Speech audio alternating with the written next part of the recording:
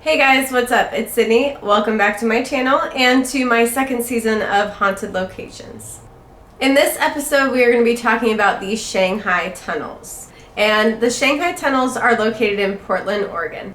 The Shanghai tunnels have actually been a topic of controversy for over 150 years. However, with all of its history, I seriously doubt that this place is not haunted. Now, the reason why they called it the Shanghai tunnels is because Shanghaiing, this was a term that basically meant the capture and sale of men to captains of ships because they needed crew members, and these men would be basically like drugged in a bar or something like that because they had little like trap doors and like entrances into these tunnels, so that way in these locations they could get to their merchant ship and get their supplies and bring them straight into their store without having to deal with taking it through the town.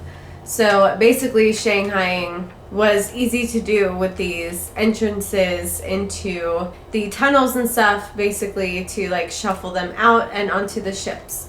So that is what the term Shanghaiing means and why the tunnels are called that. Now, these men were actually sold for as little as $50 a head. These men were basically treated as slaves. They were chained up and forced to work on the ship doing slave labor. Some women were reported to have been sold in this practice of Shanghaiing as well, but it was mainly for like prostitution and things like that. Not really for the slave labor work, but definitely for prostitution, even on the ships. Now, most of the reports state that this actually was happening in San Francisco and in Portland, Oregon, and many other locations along the West Coast. But this was actually happening, I believe, from about 1850 to 1941. So damn near like 100 years. That's pretty crazy for this practice to go on for that long. I believe that it was about 1,500 people that went missing in Portland, Oregon a year when this was actually at its peak. So they estimate that about 300,000 people were actually shanghaied in Portland, Oregon alone. Now, these tunnels that were used for the Shanghaiing actually ran from Portland's Old Town to Portland's central downtown area. Now, like I said, these were originally made for the ships to store things in and for the merchants to get their supplies from the ships directly. So especially with the bars, it was very easy for them to trick the patrons that were already drinking into getting more intoxicated or actually drugging them and taking them down these tunnels and basically selling them for dirt cheap money. And then these people were basically slaves. And there's a lot of people that live in Portland that have stories about how one of their family members went missing. So it's pretty crazy that this went on for as long as it did, and the fact that so many people were affected by this is kind of insane. There's so much history within these tunnels, and it's kind of impossible to think that nothing stuck around down there, you know? So I would definitely love to go there. I think it would be really cool. But it's actually very sad, and I can't even imagine just being in a bar, getting drugged or something in my drink, and then waking up on a ship headed to like Asia to go pick up like merchandise to bring back to the United States. Like, that would be insane and really scary and sad. And if they weren't taken onto the ship right away, they were actually kept in like little like prison like shitty made prison cells underneath the businesses where they basically shuffled these men out in the tunnels. So that's where they had some of the cells, and I guess that you can actually see some of them on the tour that they offer, because they do offer tours through the Shanghai tunnels as well.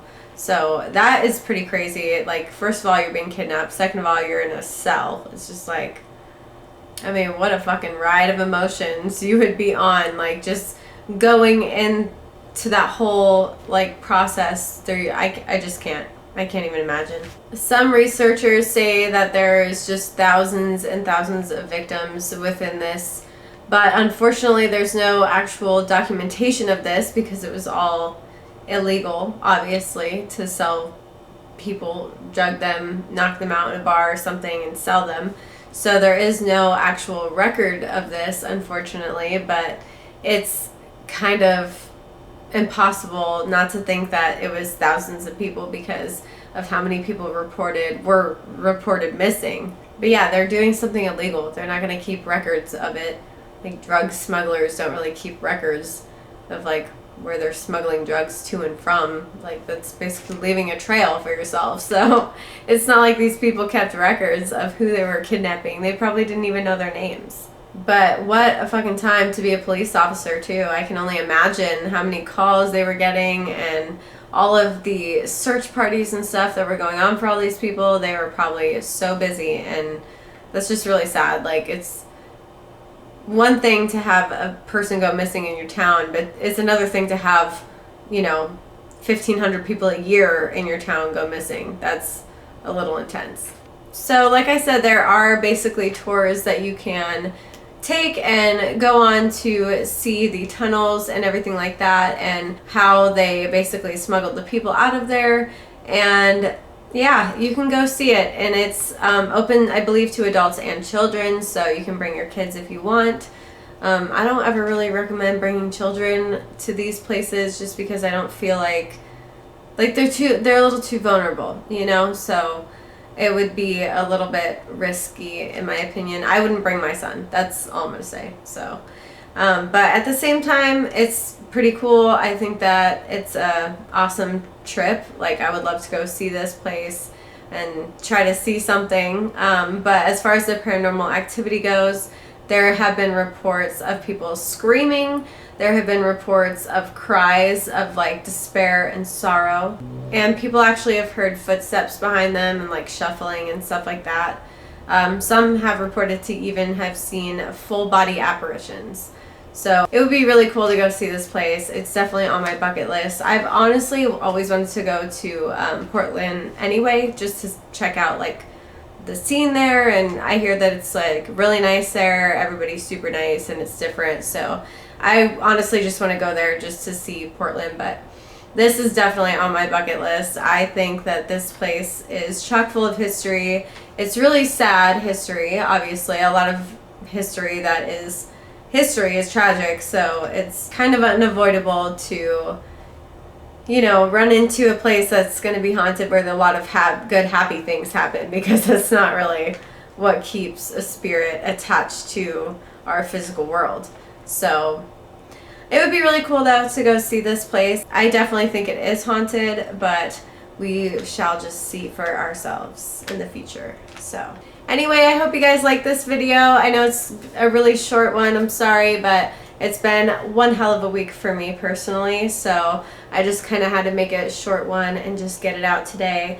But I do want to thank you guys for coming back to my channel and watching, and next week's episode will be much longer, but I just have a shit ton of stuff to do and a lot on my plate right now. I know everybody says that, but hey, it's life. We all go through it. So thank you guys so much for watching. Go ahead and subscribe to my channel if you're not already. Make sure you turn your post notifications on so that way you're notified when I do put out a new video.